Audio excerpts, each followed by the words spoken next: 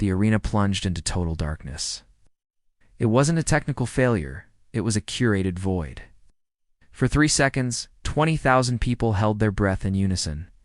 Then, the first note hit. It wasn't just music. It was a frequency that rattled the floorboards. The roar that followed didn't sound like cheering. It sounded like distinct, primal shock. The cameras actually shook from the acoustic vibration. This wasn't a standard return segment to pop the ratings. It was a complete atmospheric reset. When the smoke cleared, the figure standing there didn't look like a hero. She looked like a cold, inevitable reckoning. The bouncing energy of her past self was gone, replaced by a predatory, methodical stride. She didn't high-five the fans in the front row. She stared straight through them, focused entirely on the ring. The commentary team, usually quick with superlatives, fell completely silent. They knew script lines wouldn't work here. Her eyes were shadowed, her gear was stripped of color, and her posture screamed dominance. It was a chilling visual of evolution. The audience realized that the underdog they once loved had died, and something far more dangerous had just taken her place tonight. Backstage, the monitor in the gorilla position flickered with the intensity of the crowd's reaction. The current champion stood there, water bottle halfway to her mouth, frozen.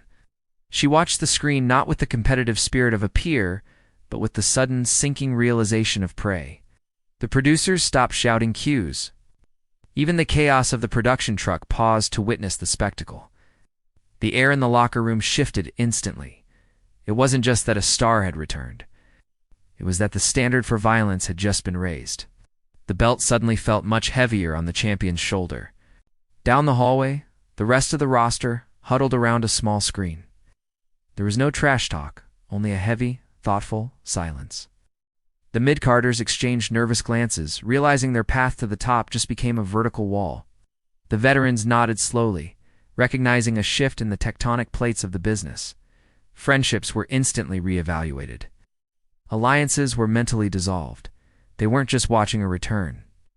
They were watching their own screen time evaporate.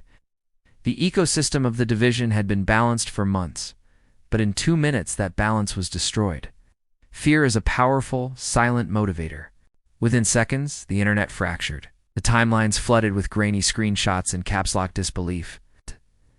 But amidst the trending hashtags, a narrative began to form.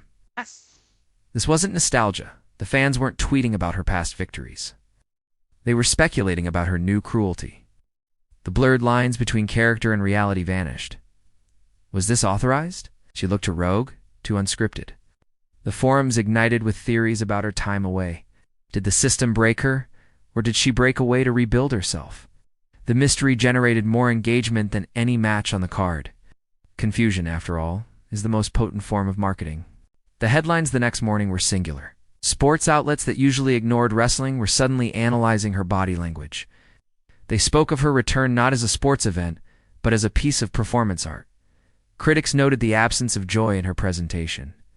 It was widely reported that merchandise sales for the current top stars plummeted overnight. Why buy the hero's shirt when the villain looks this compelling? She had managed to make the rest of the show feel like a prelude. The media wasn't just covering a return. They were documenting the start of a hostile takeover. Nobody saw the months of shadow work. The animation of her story usually skips the hospital beds and the 4 a.m. rehab sessions. The dark away from the pyro, she had to deconstruct her own ego. The physical pain was constant, a dull hum in the background of her life, but the mental isolation was sharper. She had to kill the part of herself that craved applause to birth, the part of herself that commanded respect. It was a lonely, gray existence. She traded happiness for potency. The audience saw the glory. They never saw the grim, silent sacrifice. Her family saw the change first. It's the way she sat at the dinner table, present but distant, analyzing angles that didn't exist yet. But the guilt of leaving again was a heavy coat she wore out the door. She wasn't just returning to a job. She was returning to a war zone that demanded her soul. There were no tearful goodbyes, just a quiet understanding that she had unfinished business. The person who left the house that morning was a mother and a wife, but the entity that walked through the curtain was a weapon. The separation was tragic and necessary. The confrontation was inevitable. 2 weeks later, she stood face to face with the current golden child of the company. No words were spoken. She simply looked at the title belt, then up at the champion's eyes, and laughed a soft, terrifying sound. She didn't raise a fist. She simply tapped the champion on the cheek, a gesture of absolute condescension. It broke the champion's composure. The crowd gasped.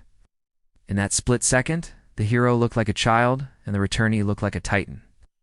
The psychological warfare had concluded before the bell ever rang. The torch wasn't passed. It was extinguished.